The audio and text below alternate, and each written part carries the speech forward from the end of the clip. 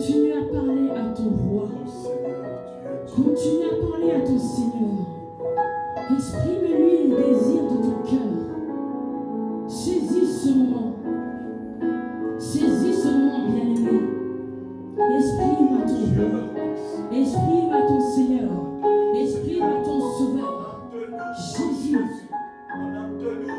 tu es Dieu.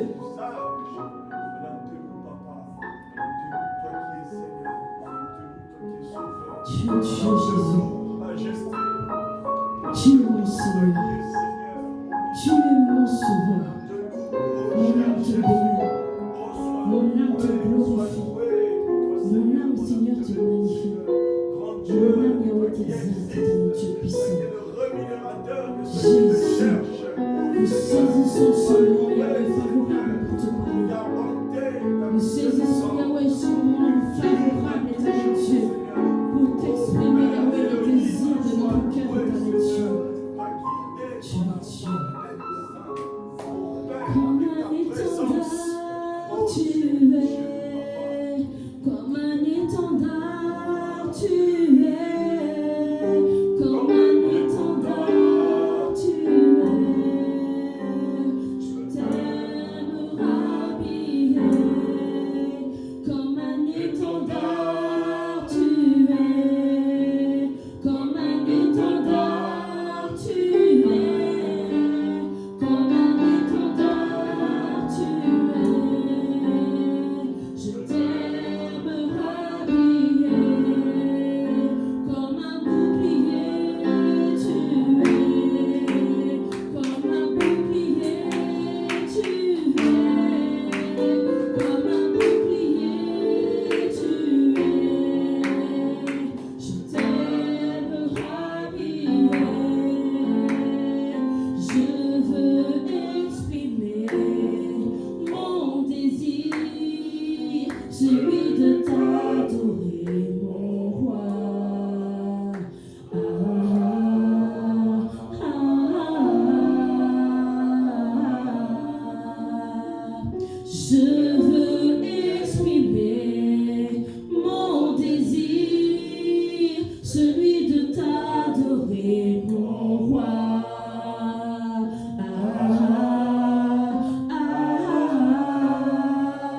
Je veux exprimer mon désir, celui de t'adorer, mon roi.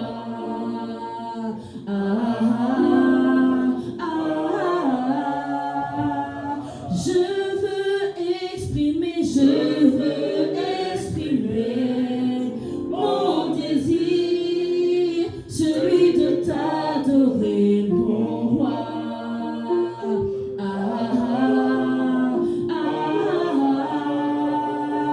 Oh oui, comme un étendard, tu es. Comme un étendard, tu es. Comme un étendard, tu es. Comme un étendard, tu es. Tu m'as pas oublié, tu m'aimes encore. Tu m'as pas oublié, tu m'aimes encore. Tu m'as pas oublié, tu m'aimes encore. Tu m'as pas oublié,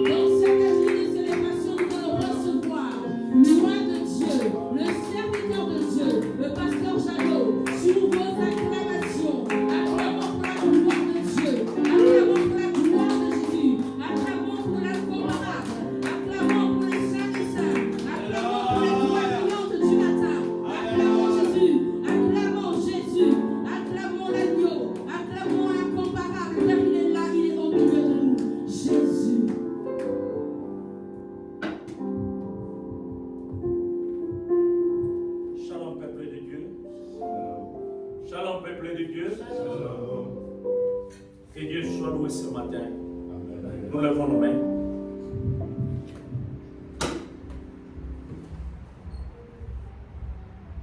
Tu és o Senhor, Deus da minha vida.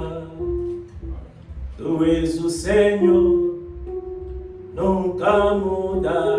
Tu és o Senhor, Tu és o Senhor, Deus da minha vida. Tu és o Senhor, nunca mudará.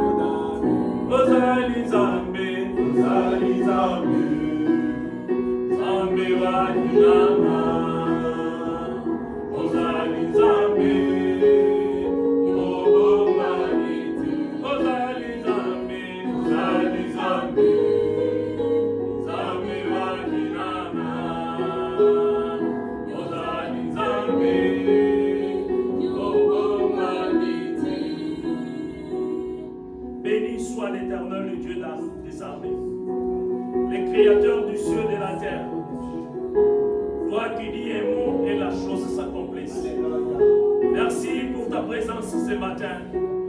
Car le dimanche, c'est un jour merveilleux pour nous. Le jour de l'adoration et de louange et rendre gloire à l'Éternel. Alléluia. Père, nous bénissons ce moment. Nous voulons que ta présence soit manifeste par le Saint-Esprit, afin que tu puisses nous enseigner, que tu puisses nous parler, que tu puisses nous conduire. C'est ainsi, Seigneur Père, nous remettons ces mains entre tes saintes mains, Seigneur notre Dieu, afin que ta parole soit glorifiée dans le ciel et sur la terre. Bénis ces moments dans le nom de Jésus. Nous t'avons ainsi prié. Amen. Amen. Que Dieu vous bénisse à parole.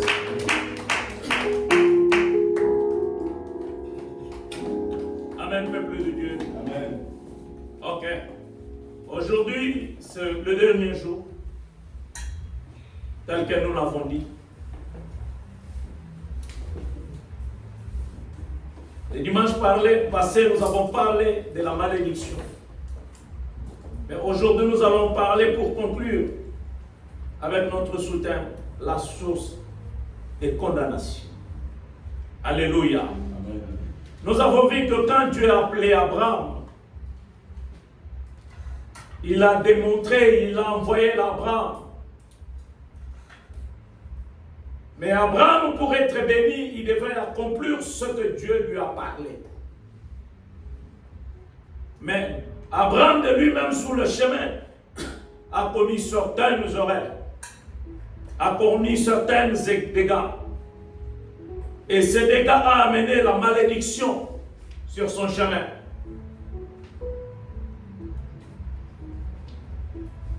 Pourquoi ces dégâts ont amené la malédiction? C'est par notre sentiment propre et humain. C'est par notre conviction de l'intelligence humaine. Puisque quand Dieu a dit allez, il savait qu'il allait mettre le provision sur notre chemin. Il va mettre la sécurité sur notre chemin. Il va mettre toute sa providence sur notre chemin. Mais la raison, vous devez être fidèle à sa parole. Abraham arrivait sur certains chemins. La Bible dit que la famine est entrée sur son chemin. Abraham, au lieu de retourner et demander à Dieu, toi qui m'as appelé, toi qui m'as orienté, voilà ce qui m'arrive sur le chemin. Abraham a pu voir l'intelligence de lui-même. Il a dit, je peux aller en Égypte, puisqu'en Égypte il y a mangé. Aujourd'hui, beaucoup de nous, comme chrétiens, nous avons perdu, nous avons manqué la gloire de l'Éternel à cause de la famine. Quand la famine est entrée, Abraham a fait l'intelligence. Il a dit, en Égypte, il y a mangé. Si nous allons en Égypte, nous serons bénis. Comme beaucoup de nous aujourd'hui, ils croient que quand tu l'as eu du travail, quand tu l'as eu le mariage, c'est une bénédiction.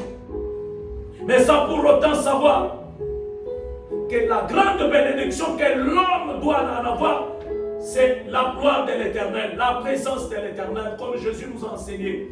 Quand les disciples ont dit comment nous devons prier, il a dit que ton règne et que ta volonté vienne.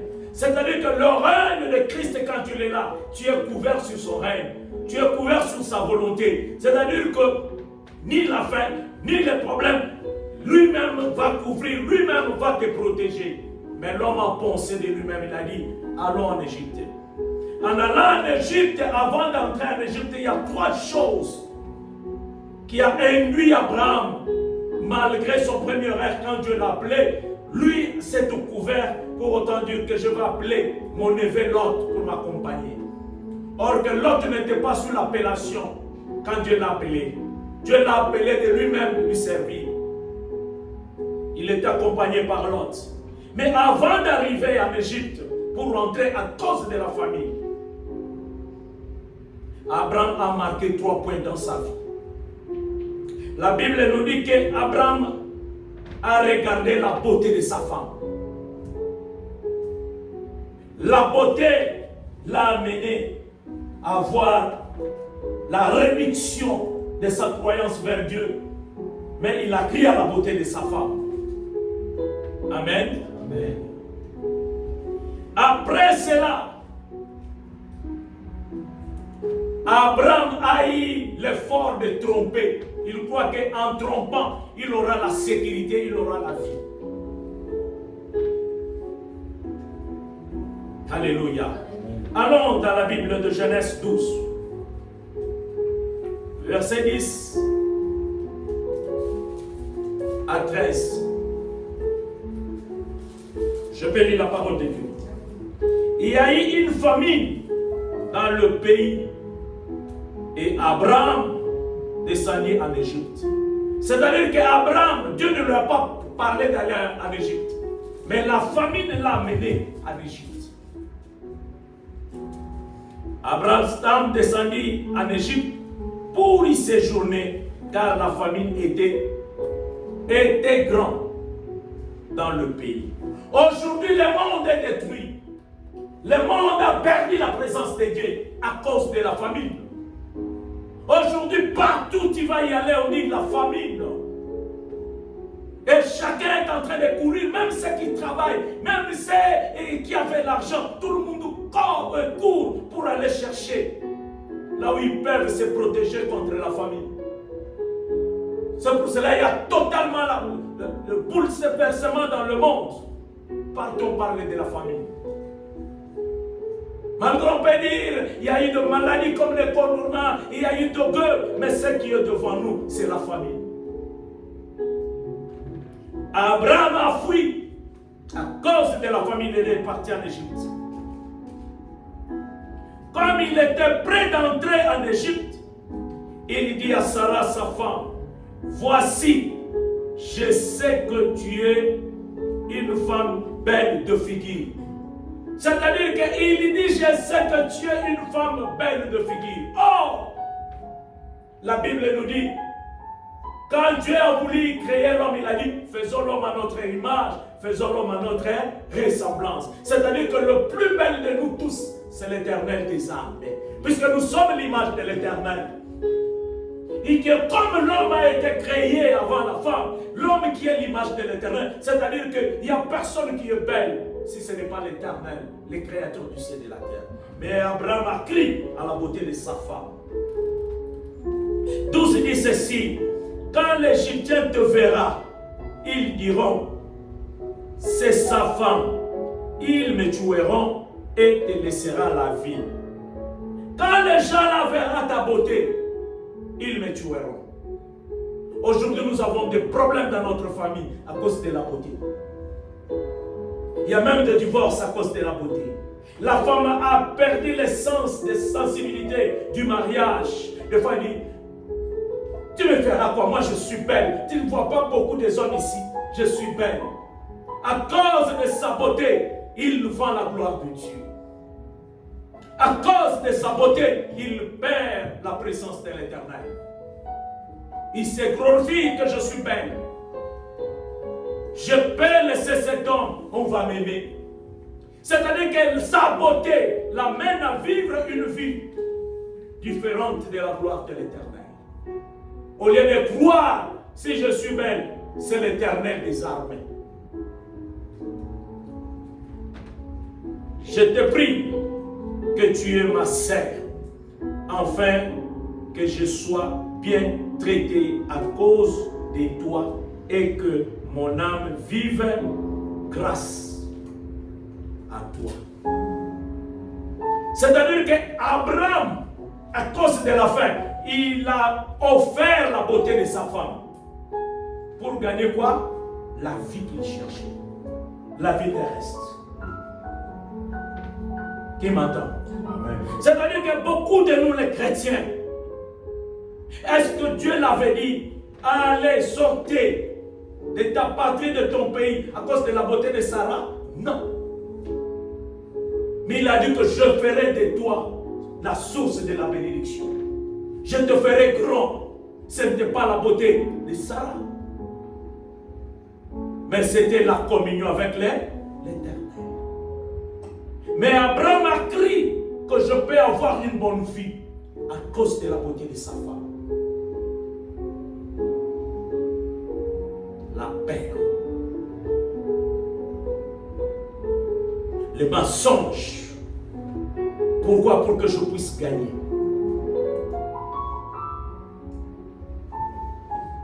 Cet esprit nous amène jusqu'aujourd'hui et habite en nous, nous accompagne. Amen. Amen. Donc, vous allez voir que cette malédiction-là va marcher de génération en génération. Même son propre fils est allé tomber dans le même esprit de son père. Genèse 26.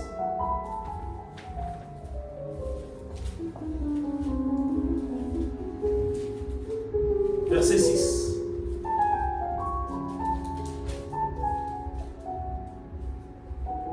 Verset 6 à 8.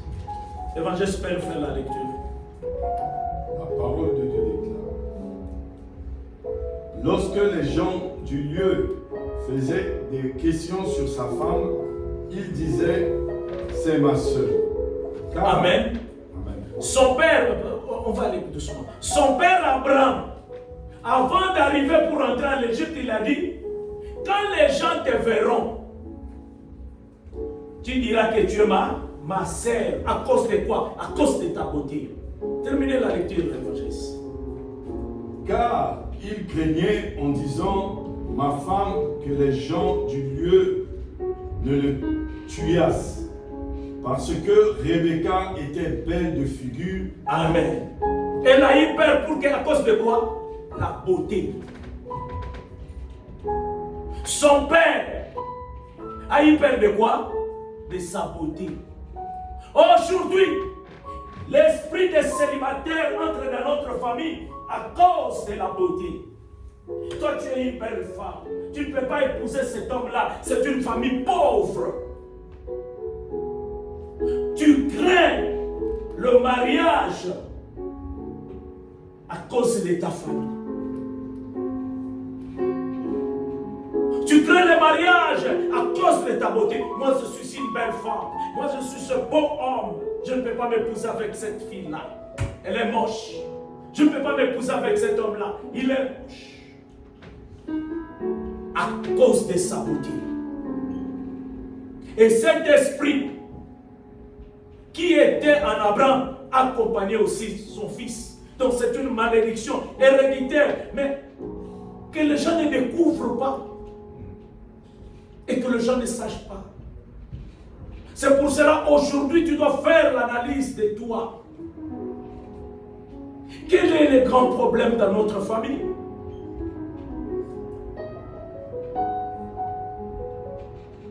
Tu allais voir que c'est une comparaison. Quand il dit à cause de ta beauté, c'est une comparaison.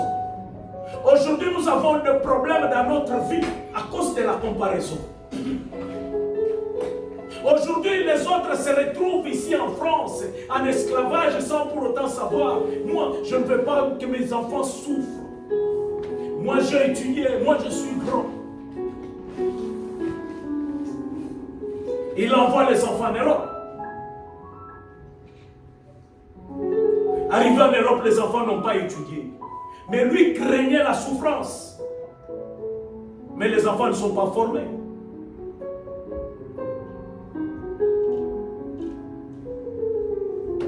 Amen.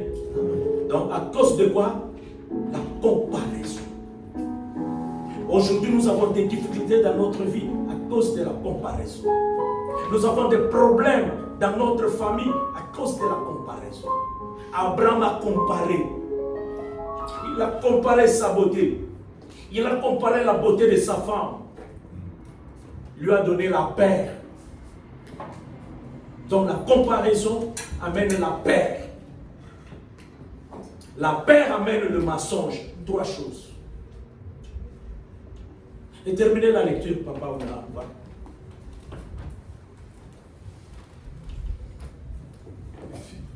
Et dit certainement, c'est ta femme. Comment as-tu pu dire c'est ma sœur? Isaac lui répondit, j'ai parlé ainsi de peur de mourir à cause d'elle. Et Abimelech dit, qu'est-ce que tu nous as fait? Peut s'en est fallu que quelqu'un du peuple n'ait couché avec ta femme et tu nous aurais rendus coupables. Alors Abimelech fit cette ordonnance pour tout le peuple. Celui qui touchera à cet homme ou à sa femme sera mis à mort. Amen. La parole de Dieu. Amen. Vous voyez que malgré lui que Dieu a appelé, mais à cause de la famille, il a perdu la voie de l'Éternel, il a perdu l'orientation de l'Éternel, il a perdu toute la gloire qu'il avait à cause de la faim. Cette malédiction-là a commencé à travers son père, le même horreur.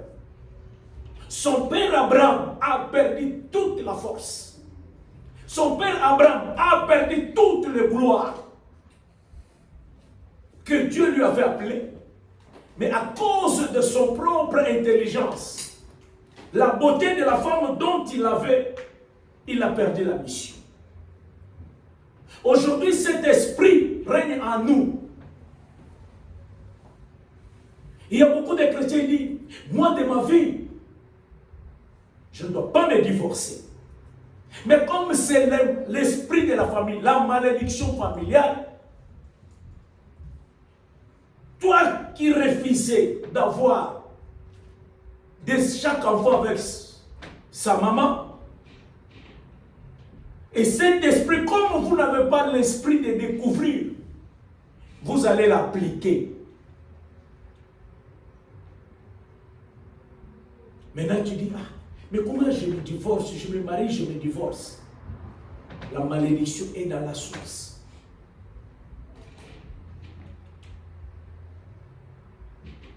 Pour que cette malédiction ne puisse pas vous accompagner, il faut d'abord enlever la comparaison, la peur et le mensonge qui est en vous. C'est-à-dire, vous allez voir, la peur c'est quoi? Va t'amener l'esprit toujours de critiquer, d'analyser, de voir le mal.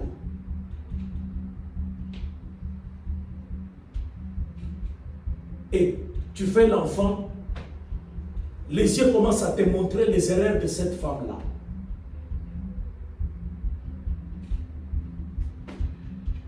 Commence à pousser l'incrédulité en toi.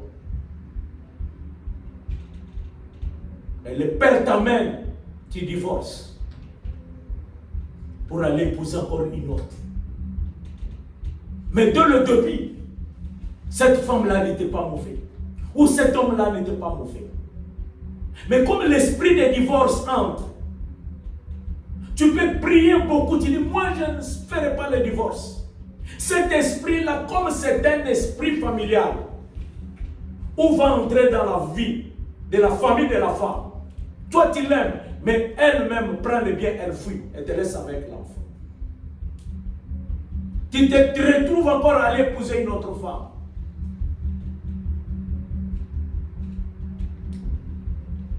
Qui m'entend?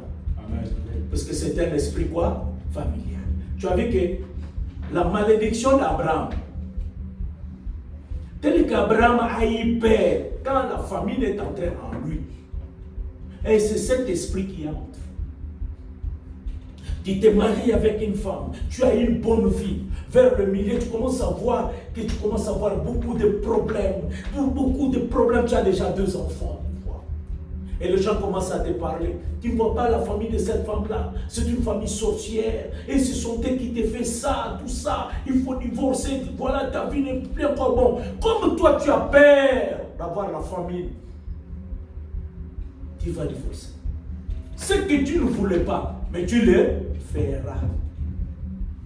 Pourquoi? À cause de la famille, t'amène l'esprit de la comparaison. Aujourd'hui, beaucoup de chrétiens ont échoué, beaucoup de chrétiens ont échoué sur le départ, puisqu'ils ont la vie de comparaison. Beaucoup de serviteurs se sont divorcés, beaucoup de pasteurs se sont divorcés à cause de cet esprit-là. Mais ils nous oublient. Il dit, moi je prie, Dieu m'a montré. Non! Puisque Dieu ne peut jamais accepter le mariage si ce n'est pas toi-même. La Bible dit que l'homme quittera, s'attachera à sa femme, les deux deviendront un. Comment elle? Et la Bible nous dit que personne ne peut se séparer, c'est que Dieu a uni. Et comment toi tu t'es déjà marié, tu as des enfants, et après tu dis que Dieu m'a montré que ce n'était pas la femme de ma vie? Non. La Bible nous dit ceci. Quand un homme est chrétien, il se marie avec une femme païenne, l'homme chrétien va délivrer la femme païenne, ou la femme chrétienne va délivrer l'homme païen. C'est la Bible, c'est la parole. Mais comment aujourd'hui tu te lèves pour autant dire que c'est elle sorcière? Entre Dieu et sorcière, qui est puissant? C'est toi qui peux changer et convertir cela. Mais comme c'est l'esprit familial qui entre à toi, il te fait aveugler. Tu oublies que je suis l'homme de Dieu. Je dois m'efforcer. Je dois tenir très fort pour délivrer ce problème qui vient entrer dans ma famille. Tu te laisses emboîter par cette pas-là. Et puis il a raison. Pasteur Aloubakinanda. Tu vois comment l'esprit, le démon, la malédiction familiale va te dominer. Pourquoi? Puisqu'il te couvre aussi, pasteur Aloubakinanda. Mais la Bible nous dit que personne ne peut séparer ce que Dieu a uni. Personne. Dans le Matthieu 19, verset 4. Personne ne peut séparer. Mais aujourd'hui, les grands divorceurs, ce sont des pasteurs, des serviteurs de Dieu.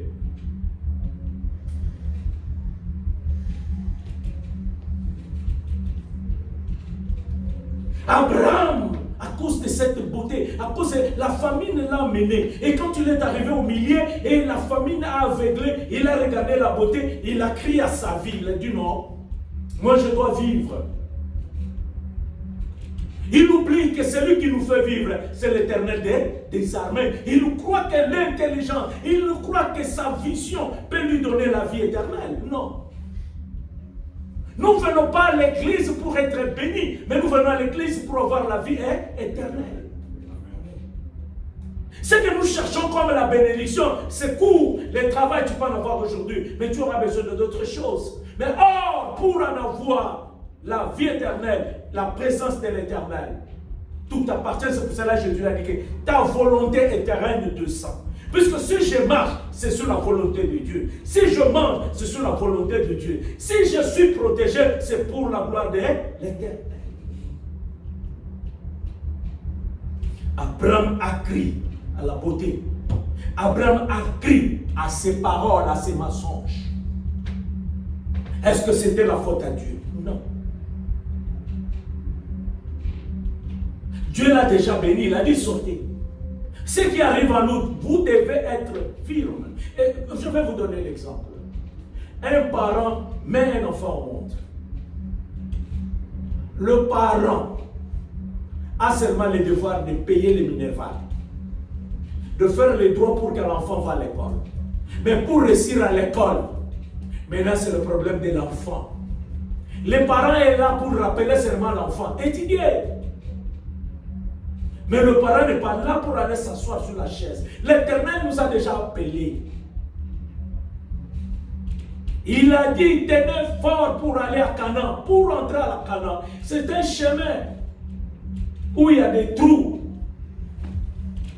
Tu sais, quand nous regardons le ciel comme ça, on dit c'est plat. Mais est-ce que vous savez que dans le ciel ici, il y a des tourbillons? Dans l'avion, vous entrez comme si vous marchez avec le camion, le voiture ou le bus dans la route où il y a des trous. Vous sentez l'avion. Moi, je ne savais pas, un jour, on partait à l'Éthiopie. Et en arrivant on partait à Nairobi, à Kenya. Avant d'arriver à Kenya, tout le monde était très calme dans l'avion. Puisque l'avion commençait vraiment à bouger. Là en haut, à battre. Et on nous communique que nous entrons dans la zone de turbulence.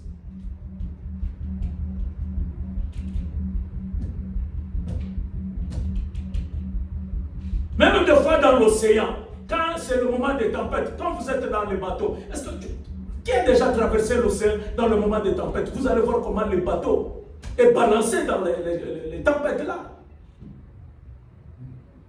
Mais ta mission, si tu descends dans les tempêtes, tu fais quoi? Tu meurs. Mais ta mission quoi? Que nous traversons les tempêtes. Dieu nous a appelés, nous devons traverser pour aller au Canaan. Mais pour aller au Canaan, il y a des problèmes dans le chemin. Et qu'Abraham avait oublié. La vie chrétienne a ses réalités. Et que le chrétien doit tenir fort. Le chrétien doit tenir firme. Puisqu'il y a des tourbillons dans les chemins. Mais Abraham, quand il a vu, non, ça ne peut pas m'arriver avec ma femme, avec sa beauté, j'ai la famine. Non, je dois aller chercher à manger. Mais pour aller chercher à manger en Égypte, là où Dieu ne lui avait pas envoyé, il s'est arrêté pour voir la beauté de sa femme.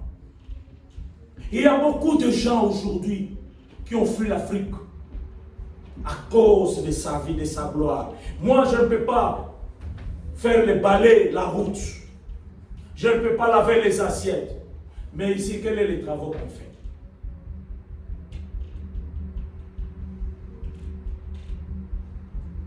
Tu étudies chez nous, tu as fait les licences, docteur, en droit. On arrive ici, on ne reconnaît même pas ton droit là. Tu commences à mettre des cartons. Le diplôme est parti où? Pourquoi cela? Puisque la personne a fui. Et il dit, moi je ne peux pas tenir à la fin qui est ici en Afrique. Moi je m'en vais. Oh, Job a dit, le merveilleux. On peut lire Job 3, verset 26. Il a dit une parole très merveilleuse.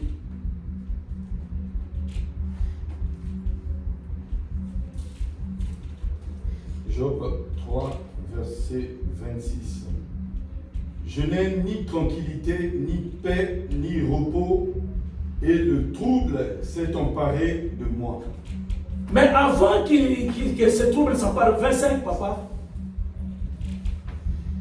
Ce que je crains... Voilà, Job craignait.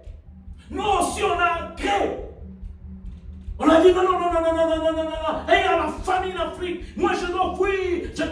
Mais quand on arrive ici, il y a des troubles totaux. Vous vous réveillez à 5 heures, avec le froid, avec la pluie, mais tu cours pour aller travailler. Mais chez nous, quand il pleut, tu dis non, je ne pars pas travailler. Il y avait la pluie. Tu as fui la famine. Tu as crié que là où je pars, oh, que là où tu pars, il n'y a pas la tranquillité ou la paix.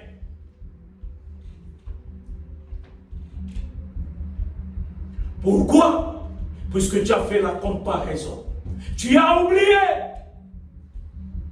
toutes les liens Dieu m'a donné. Il a dit, là où frera le plante de vos pieds, je vous donnerai en possession. Il faut que Dieu te parle, il faut que Dieu t'envoie. C'est pour cela beaucoup de nous aujourd'hui, même les chrétiens qui se disent chrétiens, ils ont oublié que le dimanche c'est quel jour? Pour nous les chrétiens, les jours de l'adoration et de louange à l'Éternel. Les jours de rendre gloire à l'Éternel. Mais tu verras, beaucoup travaillent les dimanches pour que je veux bien gagner le salaire. Ce que je crains que Job avait. Abraham a crié, non, oh mais tu verras. Mais est-ce que le temps là, quand il est en Égypte, quand le roi là vivait avec sa femme, est-ce qu'il se sentait comment? Il n'avait pas le trouble dans son cœur? Est-ce qu'il avait la paix? Il a eu de certains problèmes. Tu regardes ta femme, il dort avec une autre personne, vit avec une autre personne. Malgré que vous êtes entendu que dites que tu es ma sœur, comment tu seras? C'est ça ce que Job a dit dans le 26. Nous pouvons répéter la lecture pour avancer. Ce que je redoute, c'est ce qui m'atteint. Ouais. Je n'ai ni tranquillité. Voilà, Job n'avait ni tranquillité. Abraham n'avait ni tranquillité. Son fils, Isaac, et quand il a nié Rebecca, il n'avait ni tranquillité. Il jouait avec lui en se disant, quand il jouait là, quand le roi les regardait sur le fenêtre, il voyait que cet homme n'a pas la tranquillité. Ce manque de la tranquillité, c'est ce qui accuse pour que le roi la voie et que non, ça c'est sa femme, il ment. Regardez, même quand on grandissait, on te dit qu'il ne faut plus encore vivre avec la fille de tel. Même si vous vivez en cachette, quand vous vous croisez, cela donne des signes. Je mens. Donnez des signes que cet homme n'est pas tranquille à cause. Alors, est-ce que cet homme est à la présence de l'Éternel? Beaucoup de gens, nous avons prié, Seigneur, moi je vais aller, je vais te servir. Ils sont arrivés ici, ils ne servent plus Dieu.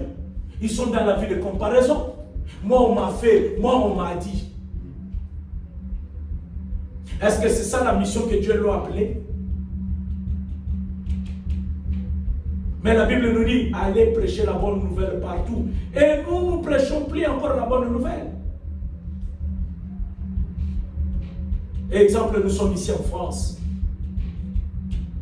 Or, que si nous sommes venus ici, quand on s'est dit qu'on sert Dieu, nous devons faire quoi? Évangéliser les Français ici. Nos églises sont vides. Où est le Français? C'est entre nous. Mais Dieu a dit qu'elle est partout, prêcher la bonne nouvelle. Nous devons le prêcher. Nous devons le gagner.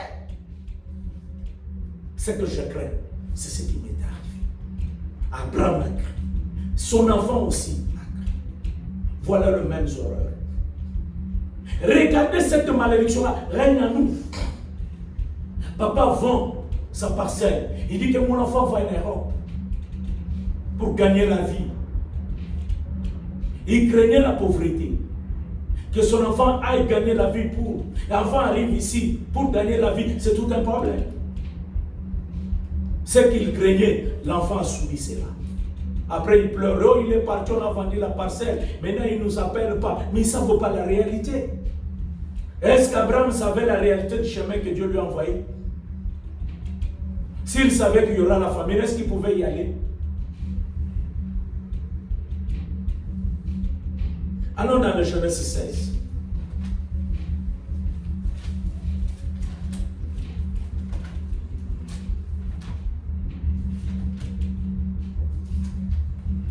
C'est pour cela la réalité du chemin, nous devons rendre à Dieu. Genèse 16, verset 5 à 6.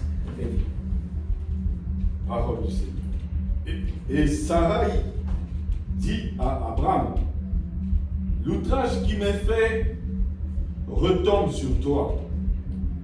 J'ai mis ma servante dans ton sein, et quand elle a vu qu'elle était enceinte, elle m'a regardé avec mépris. que l'Éternel soit juge entre moi et toi. Abraham répondit à Sarai. Verset 6. Abraham répondit à Sarai, voici ta servante est en ton pouvoir. Agis à son égard comme tu le trouveras bon. Alors Sarai la maltraita et Agar s'enfuit loin d'elle. Amen. Verset 3 de le même 16. Verset 3. Alors Sarai, femme d'Abraham, prit Agar, l'Égyptienne, sa servante, et la donna pour femme à Abraham, son mari. Après qu'Abraham eut habité 10 années dans le pays de Canaan. Amen.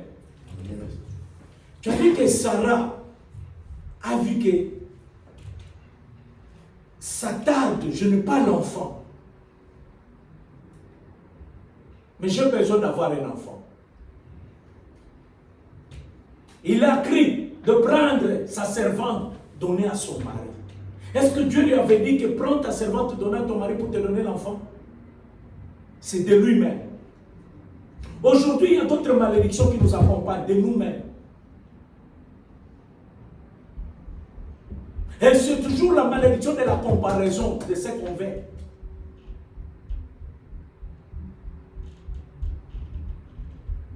Et cette malédiction a accompagné même son enfant aussi. Il y a d'autres choses que nous vivons dans notre vie. Ça commence par nos ancêtres, ça commence par nos parents, sans pour autant savoir. Moi, mon parent était polygame. Moi, je ne serai pas polygame. Oui, tu as pris une bonne décision. Mais est-ce que tu as prié et tu as étudié? Quel est l'esprit dominant de notre famille pour devenir polygame? Quel est l'esprit de famille pour briser cet esprit-là, pour ne pas être polygame?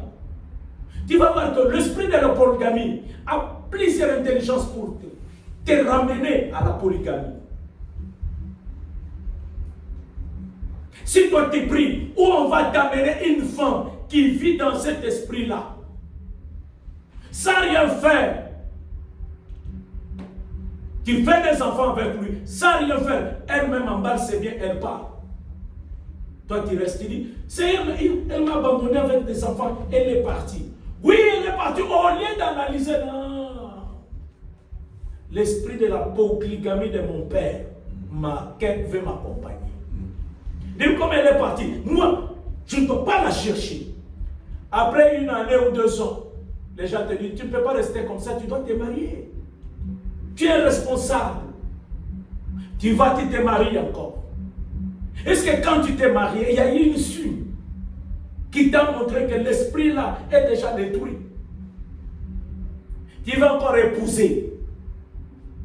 En allant épouser, tu dis non, je dois me marier dans cette famille-là. C'est une famille bénie. Mais tu n'as pas regardé quel est l'esprit qui domine dans cette famille. L'esprit de l'orgueil. Cette famille, tout le monde veut moi, moi. Mais chez toi, c'est l'humilité. Et après avoir se marié encore avec cette femme-là, tu commences à avoir des problèmes. La femme fait ce que toi tu ne veux pas. La patience n'entre plus. À un certain moment, il dit non, moi je ne peux pas vivre avec cet homme. Cet homme qui n'aime pas marcher à deux, aller dans de fêtes. Moi, je suis encore jeune, hein. J'ai besoin d'avoir de l'heure. Elle te trahit. Quand elle trahit, tu vas chez le pasteur et dis non, elle t'a trahi, tu dois te divorcer. Tu oublies, mais oh, c'est l'esprit des polygames qui m'emmène, de mon père, d'avoir plusieurs enfants, chacun avec sa maman. Mon père aussi a vécu cela. Non, tu oublies. Elle m'a trahi, j'ai raison. Elle doit partir, je ne peux pas la pardonner. Elle part. Tu as déjà combien de femmes? Tu as combien d'enfants? Ou 3 enfants? Tu vas te marier avec une autre. Tu te trouves, tu as 3e femme. Abraham a fait la polygamie. Ce n'était pas de sa propre volonté. ni Moïse. C'est l'esprit. Abraham, à cause de la fin, quand il est parti, quand il a fait le mensonge, on lui a donné une femme. Elle ne pouvait pas nier. Agar est devenue sa servante, sa femme. C'est sa femme qui lui a donné. Est-ce que Dieu lui a dit qu'elle soit polygame? Non. Il s'est fait polygame de lui-même, de son intelligence. Je veux faire l'enfant. Qui m'attend? Amen.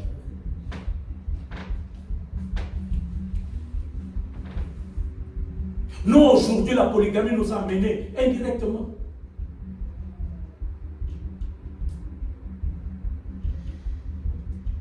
Et mon père m'a dit, tribu, quand vous vous mariez avec les gens de ces tribus-là, ce n'est pas une bonne tribu. Et puis l'esprit de la polygamie commence à te montrer seulement les erreurs.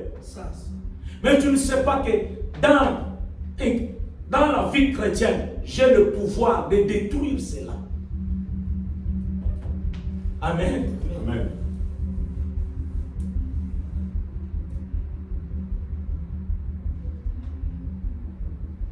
Tu dis, ma vie n'avance pas.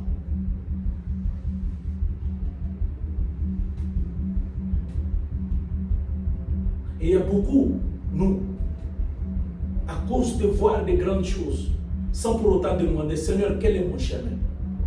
Nous avons fait des études qui n'étaient pas la nôtre, puisque l'esprit de la famille, de l'instabilité familiale nous accompagnait.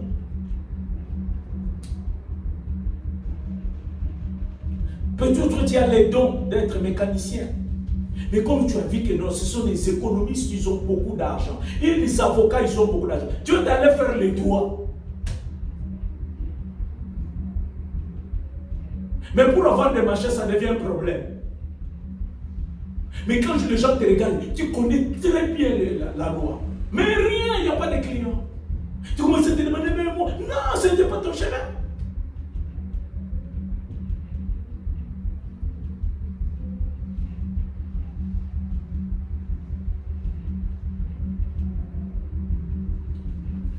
Ce que Sarah a fait avec Abraham, ses petits fils aussi l'ont fait. Alors dans Genèse 30.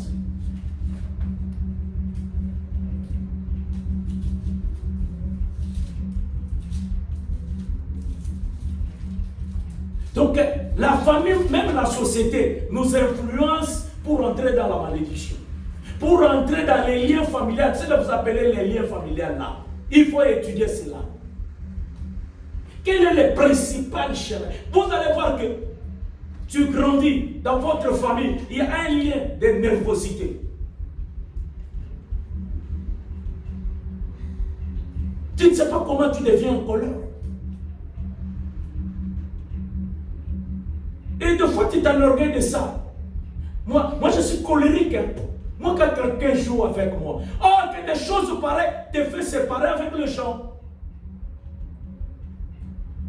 Mais toi, tu te donnes la raison. Ah, j'ai raison. Écoute bien. Tout le monde, on tort, c'est toi qui as toujours raison. Non, il faut s'arrêter, se demander pourquoi je me sépare avec les gens. Or que c'est l'esprit de l'instabilité familiale qui te déstabilise pour ne pas avoir la paix.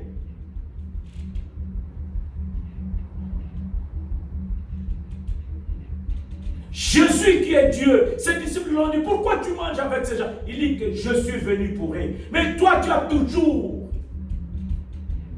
même là où il n'y a pas de problème, tu cherches à avoir raison.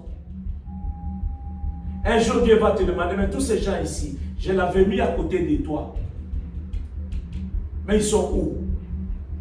À cause de l'orgueil que tu dis, moi je suis, moi quand quelqu'un joue, je bénis à moi. Lisons. 30. Lisons verset 9 à 10. Commencez, lisez premièrement 3 à 5, et puis on saute. Elle dit, voici ma servante, Bila va vers elle, qu'elle enfante sur mes genoux, et que par elle, j'ai aussi des fils. Amen. Qui a envoyé sa servante? C'est Rachel. La femme de qui? Hein? La femme de qui? De Jacob. Jacob est l'enfant de qui? D'Isaac. Son grand-père c'est qui? C'est Abraham. Abraham n'a pas enfanté avec sa servante. Et sa petite fille a fait quoi? Il a offert aussi son mari à sa servante. Tu vois que cette malédiction va de génération en génération. Est-ce que Rachel avait tenu compte que non, je ne peux pas faire cette erreur ici? Et elle a cru que c'était l'avantage. Allez, papa. Jusqu'à 5, 3, 4 maintenant. 4. Et elle lui donna pour femme Bila, sa servante. Et Jacob alla vers elle. Bila devint enceinte. Amen. Amen. Amen. Bila était la servante de qui? De Rachel. Rachel, la femme de Jacob. Jacob, l'enfant d'Isaac. Allez dans le verset 10. 9 à 10. Amen. Léa, voyant qu'elle avait cessé d'enfanter, prit Zilpa, sa servante, et la donna pour femme à Jacob. Amen. Amen. Tu vois aussi que la première femme de Jacob, Léa, mais or qu'elle avait des enfants, mais quand elle a vu que sa sœur a donné sa servante à son mari, lui aussi prend aussi sa sœur, sa servante. Elle donne. Mon problème est ici. Nous parlons beaucoup. Palestine a attaqué Israël. Ce n'est pas ça. Vous êtes de quel côté? Pour favor, je voulais savoir. Vous êtes de quel côté? Tu sais pourquoi je pose cette question? Les Palestiniens, ce sont les descendants d'Ismaël. Ismaël est fils de qui? D'Abraham. Les Juifs est fils de qui? Isaac. Isaac est fils de qui? Abraham.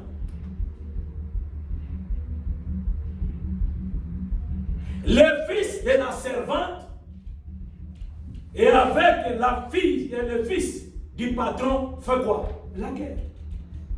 Mais ils ont le même père.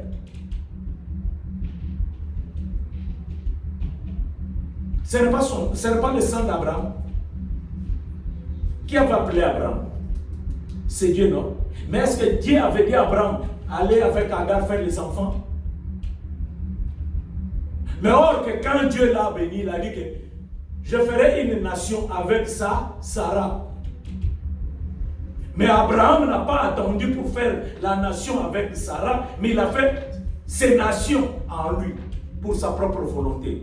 Et la nation de Dieu est venue. Il y a deux nations. La nation d'Abraham, par sa volonté, et la nation de Dieu, par la volonté de Dieu à Abraham. Deux nations. Qui sortent du même sang. C'est pour cela, nous devons prier pour que ces liens-là soient brisés, pour que le conflit s'arrête.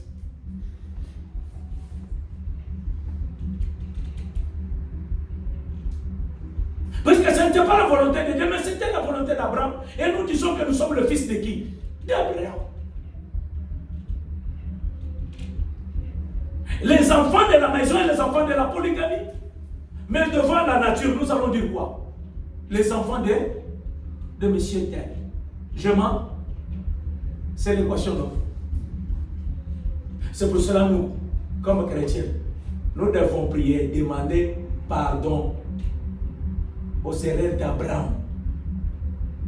Parce que c'est lui qui nous a causé cette histoire. Ce n'était pas la volonté de Dieu. Mais il est difficile que les chrétiens parlent tel que nous parlons maintenant aujourd'hui.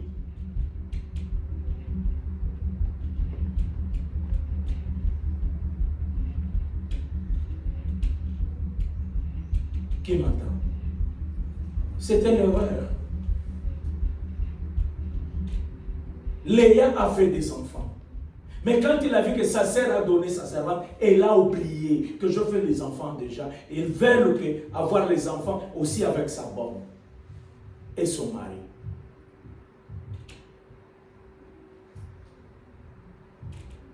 Aujourd'hui, nous avons des problèmes. C'est une réalité. Mais tout ça, c'est quoi? Ce sont nos horaires. Sans pour autant attendre d'écouter la voix de l'Éternel. Nous voulons écouter la voix des hommes. À partir d'aujourd'hui, n'écoute pas la voix des hommes. Amen. Amen. Ce conflit-là, c'est conflit familial. Que les gens entendent, les gens ne savent pas ça. C'est un conflit familial. Et ce conflit-là ne va jamais terminer quand on ne se met pas sur la table pour se demander pardon et chercher à marcher ensemble. Ça ne va pas terminer.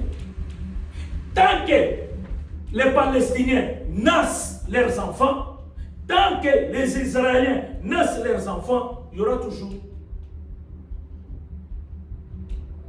Et cette terre va exister. Et comme cette terre existe, c'est-à-dire que le problème va exister. Pour que le problème n'existe pas, vous demandez à Dieu que cette terre soit détruite. Mais il est difficile. C'est à nous d'aller vers Dieu, nous tous. Réunis-nous, tenons-nous à la main, demandez pardon, marchons ensemble. Que la terre ne nous divise pas. C'est la terre qui l'a divisée. Si se met autour d'une table pour autant dire que nous devons nous réconcilier, la terre ne peut pas nous séparer puisque nous sommes le Fils. Nous allons vers Dieu et la guerre termine. Qui m'a compris? Devons-nous les faire fort. Devons-nous prier. Ne cherche pas la raison. C'est la raison qui a détruit le monde.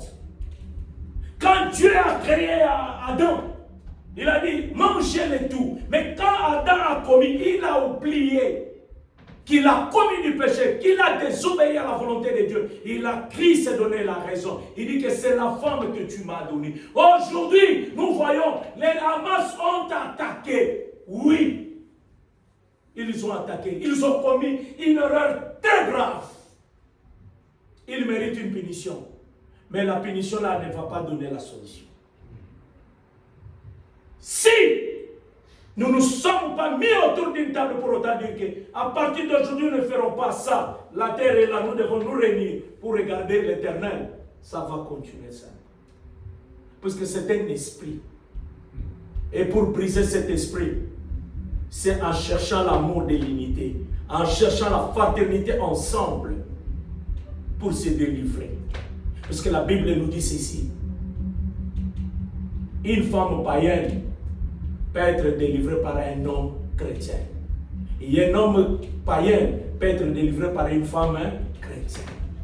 Nous, comme chrétiens, nous pouvons délivrer cela si nous amenons l'amour de l'Éternel. Si nous amenons la présence de l'Éternel. Mais à cause de nos séparations, à cause de nos orgueils, comme Abraham a regardé la beauté, elle a oublié. Aujourd'hui, nous nous retrouvons dans la souffrance à cause de ça. Il y a beaucoup de gens aujourd'hui qui ont perdu la présence de Dieu à cause des comparaisons. Moi, je ne parle pas dans cette église. Moi, j'aime l'église là. C'est plein de membres. Moi, je parle là-bas. Est-ce que tu parles là-bas, c'est la volonté de Dieu? Est-ce que tu pries pour les gens ou tu pries pour la gloire de l'Éternel? C'est pour cela. Moi, je demande toujours pardon à Dieu. Qu'il puisse pardonner ce peuple-là en masse. Et pardonner aussi les Israéliens. Afin que quelqu'un de la sagesse grande vienne. Qui puisse toucher de l'autre côté pour s'entendre. et faire une nation puissante. Ils feront une nation puissante. Le jour où ils vont comprendre que la terre appartient à Dieu, qui avait appelé notre Père à aller à la terre promise Canaan. Amen. Les jours où ils se mettront pour comprendre que Dieu nous a appelés à aller à Canaan. Mais pour aller à Canaan, il nous a dit pas, Dieu n'a pas dit séparez-vous. Puisque si Dieu avait dit séparez-vous, quand Dieu a appelé Noé, il a dit faites-moi les barques. Il a dit prenez toutes sortes des animaux. Dieu pouvait séparer pour autant dire que les lions n'entrent pas là-bas. Les serpents n'entrent pas là-bas.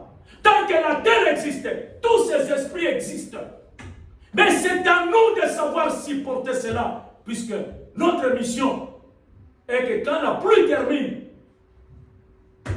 que chacun de nous va répondre devant sa mission, devant l'Éternel. Amen. Amen. Ayez cela. Mais quand nous mettons simple la séparation, Dieu ne nous écoutera pas.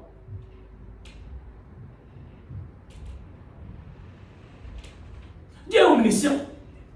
Dieu n'est pas omniscient. Dieu est omniscient. Il est omniprésent. Dieu n'avait pas vu que ces gens veulent faire l'attaque, puisqu'il a vu que c'est la chair. Dieu ne répond pas à la chair, mais Dieu attend le moment propice.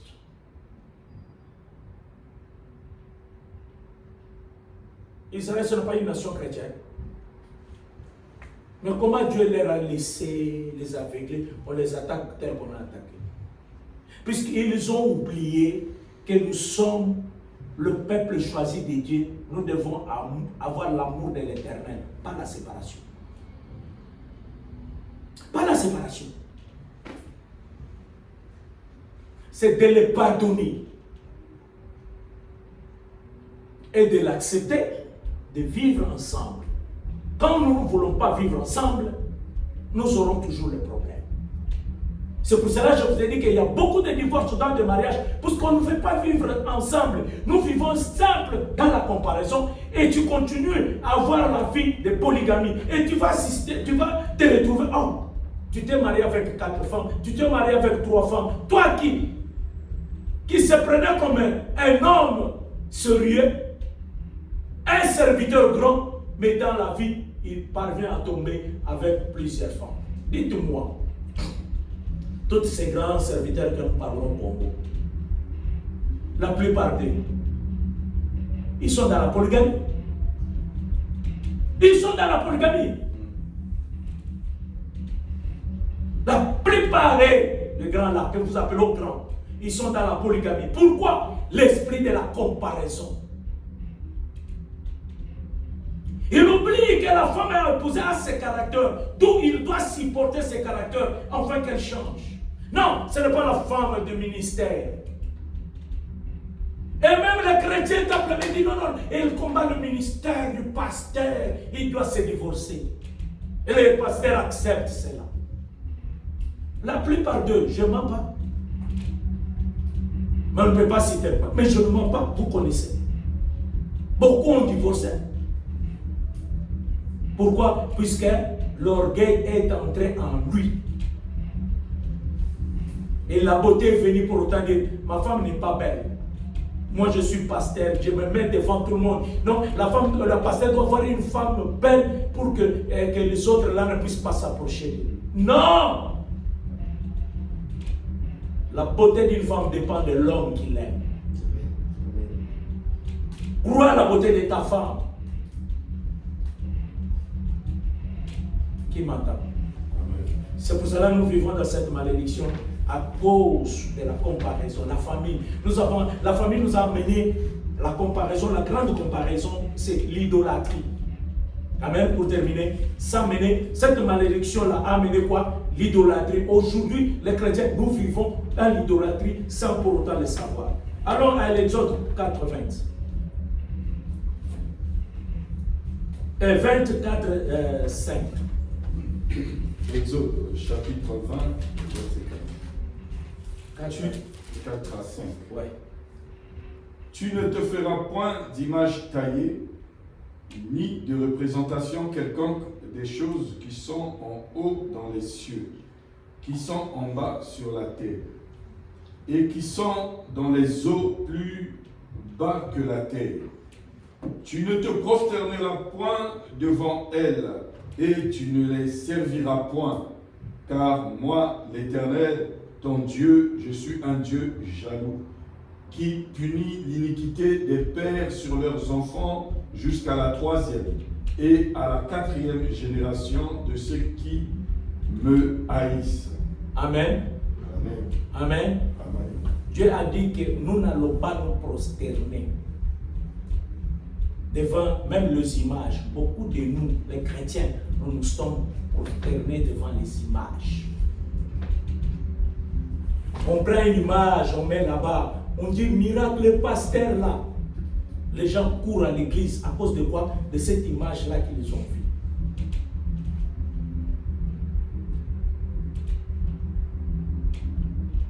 Aujourd'hui, les gens se prosternent devant les paroles négatives des gens. Allons dans le livre de Lévitique 26, verset 1, pour écouter très bien.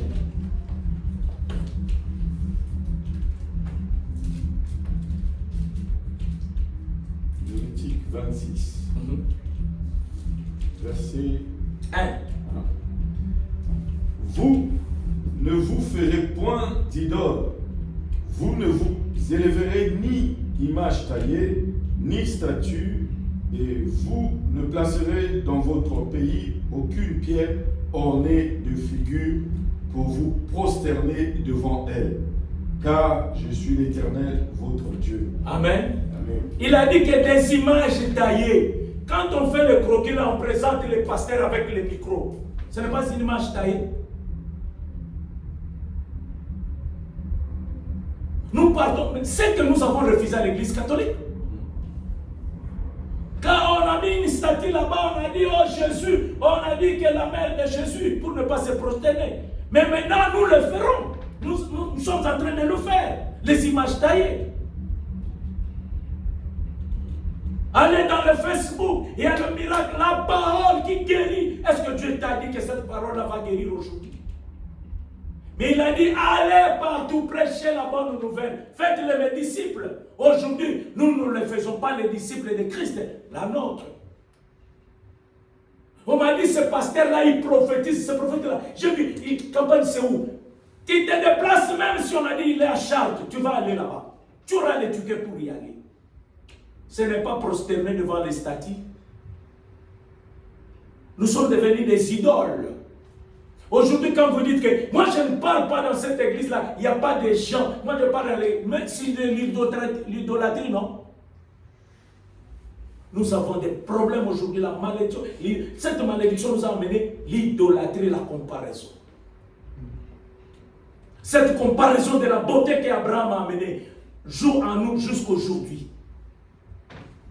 Et ça a mené l'orgueil à plusieurs pasteurs. Moi, je suis serviteur de l'Éternel. Il ne peut pas jouer avec moi. Je dois te maudire. C'est l'idolâtrie. Dieu a dit bénissez-les. Nous, les serviteurs, nous devons bénir. Et nous ne devons pas donner la malédiction au peuple de Dieu. Moïse, quand ils ont commis le péché, il a dit que Seigneur, ne le punis pas. On dira quel est le Dieu là qui le fait sortir pour le punir. C'est-à-dire que Moïse savait que Dieu est là pour bénir. Vous êtes là pour bénir. Mais à cause de vos erreurs pareilles, vous amenez à cette idolâtrie des pères de la présence de Dieu. Beaucoup de chrétiens ont oublié la loi de l'Éternel. Dieu nous punit par de petites erreurs. À travers la petite erreur d'Abraham, il y a eu la malédiction de 400 ans. C'était une petite erreur. Il a oublié d'offrir à l'Éternel, comme il l'a dit, coupé au milieu. Et la Bible dit qu'il était fatigué. Malgré cette fatigue-là. Mais comme il n'a pas obéi, Dieu l'a puni. Aujourd'hui, beaucoup de nous fouillons l'église parce que j'ai travaillé, je suis fatigué, je ne saurais pas aller dimanche à l'église. Mais vous voulez que Dieu puisse te bénir. Est-ce que vous savez? Faites la comparaison entre nous, l'Afrique et l'Europe. Vous allez voir que nous avons beaucoup déjà infirmes ici en Europe qu'en Afrique. Mais comme il y a la beauté des cités de maisons, c'est caché à l'intérieur. Il y a beaucoup de gens qui ont des enfants qui ils sont nés dans la malédiction sans pour autant savoir. Mais chez nous, comme tout le monde est dehors, c'est pour cela que nous voyons que nous sommes nous avons des problèmes. Mais ici, il y a des sérieux problèmes. Ici, il y a des sérieux problèmes. Pourquoi? Parce que nous avons fui la présence de l'Éternel. Pour que cette paix puisse entrer ici, régner ici, nous devons retourner vers l'Éternel. La première chose, la Bible nous dit, aimer ton Dieu de tout ton cœur. La deuxième, aimer ton prochain comme toi-même. Dans Jean 13, verset 35, on peut lire 34 à 35 pour terminer.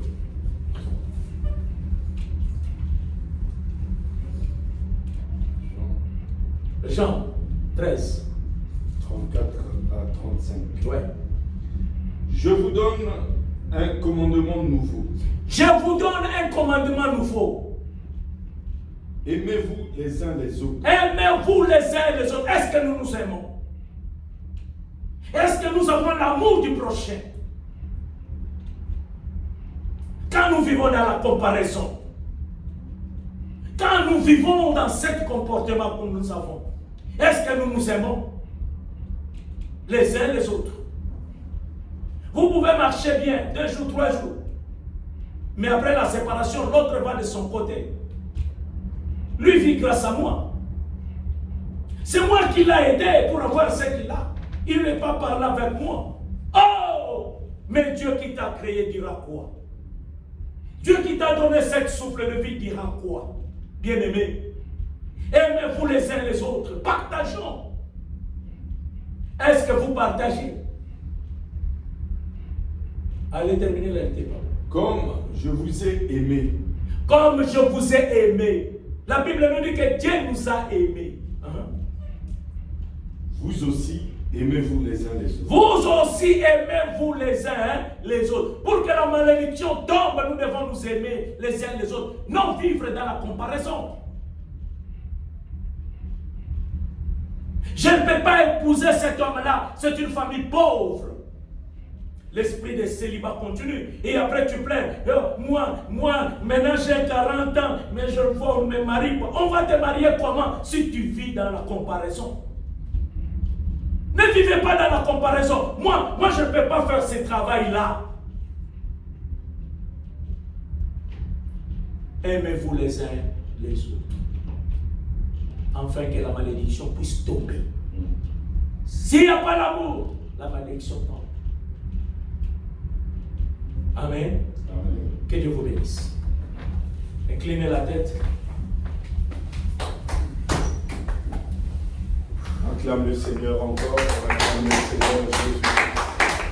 Alléluia. Tous nous sommes debout, nous allons prier Dieu. Tu vas inviter le Seigneur dans ta vie. Bien-aimé, la malédiction existe bel et bien, bien-aimé. Ceci est très sérieux. Nous n'aurons pas assez de temps, mais continue cette prière jusqu'à la maison pour casser les barrières de la malédiction. En écoutant cette parole, elle existe.